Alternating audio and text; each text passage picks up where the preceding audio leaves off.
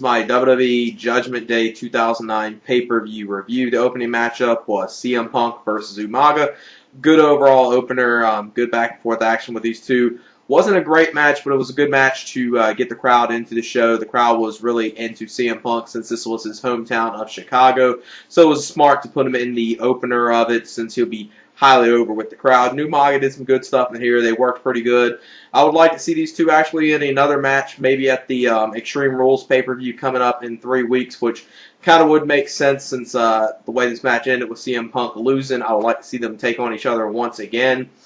And that's the one that I got a question about this opener, especially with CM Punk just at WrestleMania 25 winning the Money in the Bank briefcase for a shy world title anytime within a year span, and pretty much ever since he's won that, really hasn't done much. Now, I know on SmackDown he has defeated Edge in 2 one-on-one matches, which does kind of help his credibility a little bit, but then you got to look at, he loses to Kane, and then on this pay-per-view he loses to Umaga, which really don't have no problem with Umaga going over him. Kane I kind of have a problem with, though, since Kane's really more or less just a jobber in WWE now.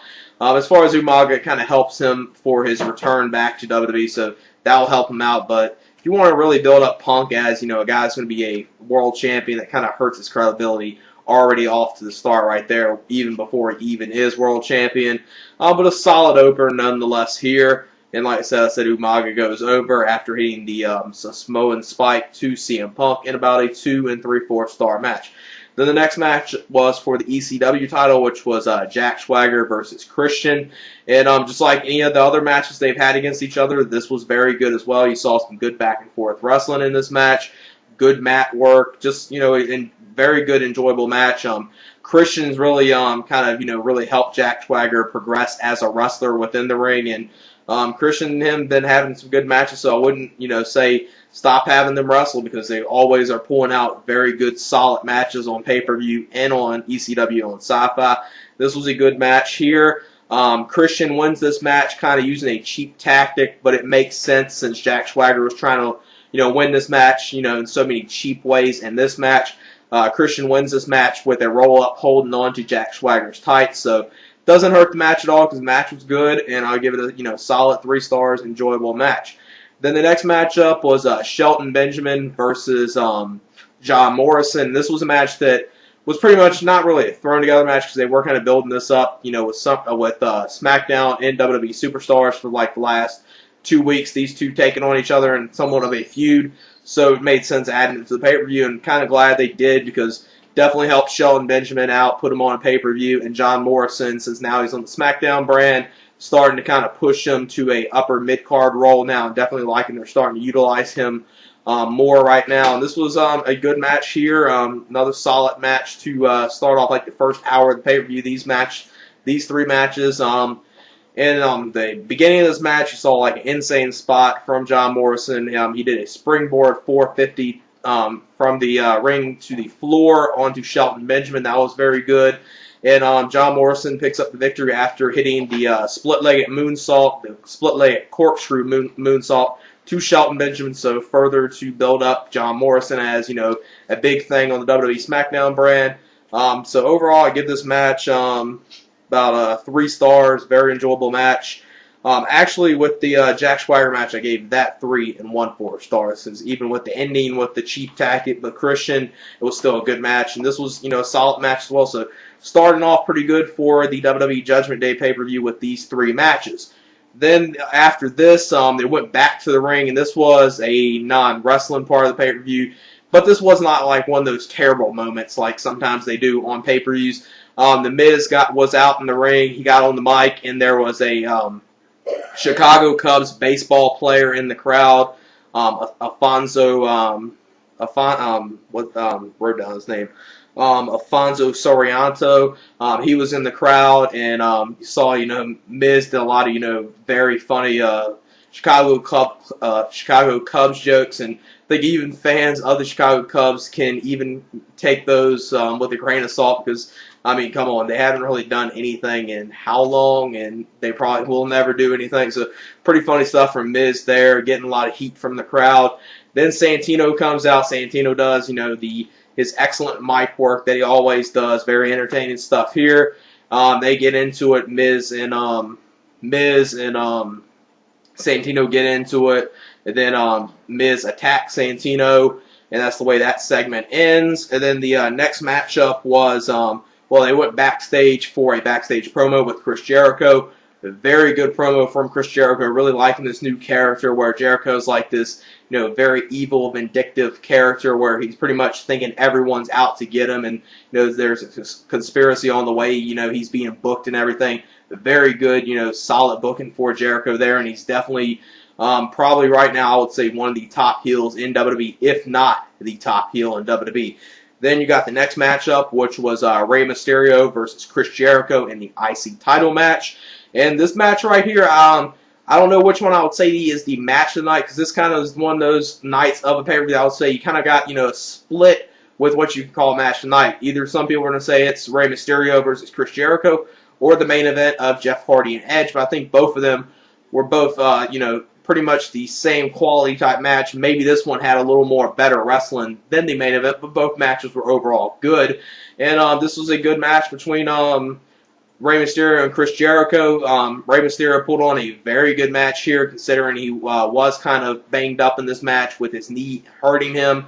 And very good match here. They did a lot of good counters, good wrestling maneuvers. They did a couple good spots with the 619 with one spot. Rey Mysterio went for the 619 on Chris Jericho. Chris Jericho pretty much grabbed him, got him in the walls of Jericho. Then Rey Mysterio got to the ropes after pretty much being in the walls of Jericho for a number of seconds. Got to the rope, then gets him into the 619 position to take the 619 again. Jericho reverses that, gets him into the walls of Jericho yet again, and then in the match finally Rey Mysterio hits the 619 onto Chris Jericho, then does the springboard splash to Chris Jericho to retain the IC title. So thankfully they did have Rey Mysterio retain this title. Not that I would have really had too much of a problem if Chris Jericho won. I'm just hoping that, barring any serious injuries Rey Mysterio ever suffers during his IC title reign, that they actually start booking this title in a more prestigious manner and make it actually a title that means something, because that's the one thing you're kind of missing in WWE, well, you're kind of missing it in general with WWE's any of their titles, but you definitely need to make, a good mid-card title like the IC title mean something again. Try to make tag titles mean something again, and, if you can, try to finally start making these world titles seem a little more prestigious than what they have with, so many title changes that have happened over probably the last 6 or 8 months on pay-per-view. But very good match here. I would give it 3.5 stars, like I said. I would say this is probably my favorite match of the night, even though the main event was very good as well. Then the next matchup was Batista versus Randy Orton. And this was a match that I really couldn't get into. I tried to get into it. It was kind of like their match at Armageddon 2008, but it was dragged out even more than what that match was. That match was at least short. That was the thing that I'll at least give that match credit. They made that as short as possible. This match just kept dragging out. It really didn't lead anywhere, especially since the match ended in disqualification, which kind of even makes it worse when Batista tried about to put Randy Orton to the Batista bomb once again.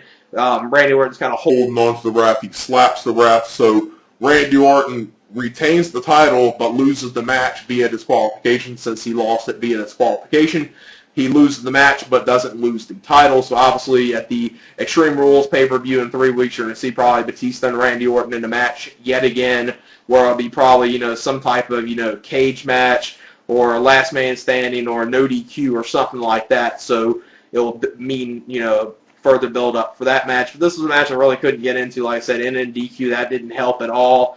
Wasn't the worst match of the night, because the worst match of the night was the next match. This match, I'm probably being a little generous, but I'll give it about 2 stars, maybe 2 1/4. It wasn't, the worst match, but it wasn't a good match either. Then the next matchup was John Cena versus Big Show. Now, this is kind of a bad decision to have these 2 matches back to back, but glad they didn't end it with Orton and Batista, especially the way the match ended. The match ended, actually, before I get into the next match.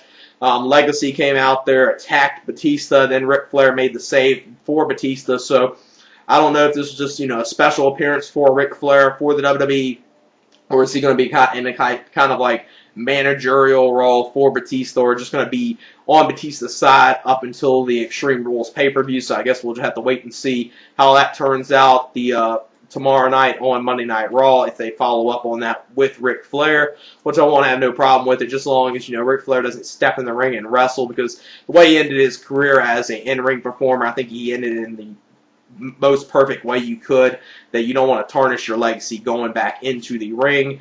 But this is a match, like I said, I couldn't really get into 2 and 1 4 stars, and that's probably being generous. Next match was the John Cena versus Big Show match, and this was a match that was even worse than the one before. So they kind of had 2 bad matches back to back, which kind of was not a good decision to do. But like I said, it was at least better not to have the Batista and Orton be the main event and actually have, a match that you knew could be very good as the main event with Jeff Hardy and Edge in the main event. But this, Big Show and Cena, you see it once, you see it a million times. It's the same exact thing every single time. Big Show's dominated at the beginning of the match, pretty much dominating him throughout the whole entire match. Then John Cena finally hits the FU, or as now known as the Attitude Adjustment, to Big Show, and at best I would give this 1 3/4 stars. It wasn't a match that was good at all. Then the next match, which was the main event, was the Jeff Hardy versus Edge main event for the World Heavyweight title. And this was a very good main event. Glad they actually made this the main event. That was the one thing I really wanted to see on this pay-per-view. This be the main event. It was very good stuff between these two. Really enjoyed it. I thought, this match could have been a little better, maybe given a couple more minutes than what it did. But it was a solid main event. I would give it 3.5 stars. The way the match ends was Edge and Jeff Hardy were both fighting outside the ring, and Matt Hardy came out of nowhere, attacked Jeff Hardy, so Jeff Hardy was kind of knocked out for a second. Edge tried to roll him into the ring, get the cheap victory. Jeff Hardy kicked out of that. Then Edge hit the execution off the top rope to Jeff Hardy for the victory. So Edge actually wins this match using the execution, which really doesn't rarely happen that much. Him using that as a finishing maneuver. Most of the time he uses, a spear or some cheap tactic like hitting the wrestler with the belt when the referee's not looking. Hit the wrestler in the head with the belt when the referee's not looking to win a match that way. You really don't see him use that move.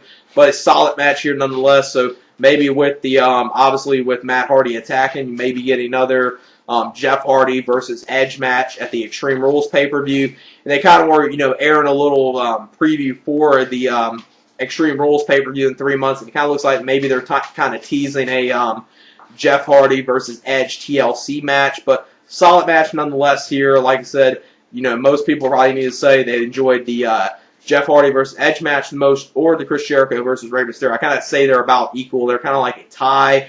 But if I had to choose, I would say the Rey Mysterio versus Chris Jericho match was the best. This main event, 3.5 stars, just like the Rey and Chris Jericho match.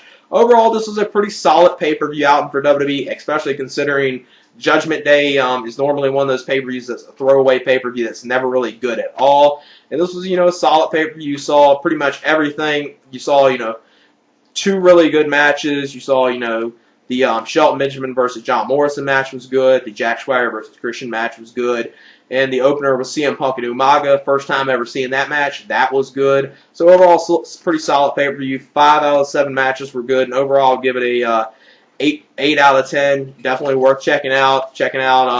Pretty much everything I would say is worth checking out other than the Big Show and Cena match and the Randy Orton and Batista match. Other than those 2 matches, the whole show was pretty solid in my opinion. Definitely for Judgment Day. Really good. And yeah, that's it for my thoughts on the Judgment Day 2009 pay-per-view. And yeah, that's it. Peace.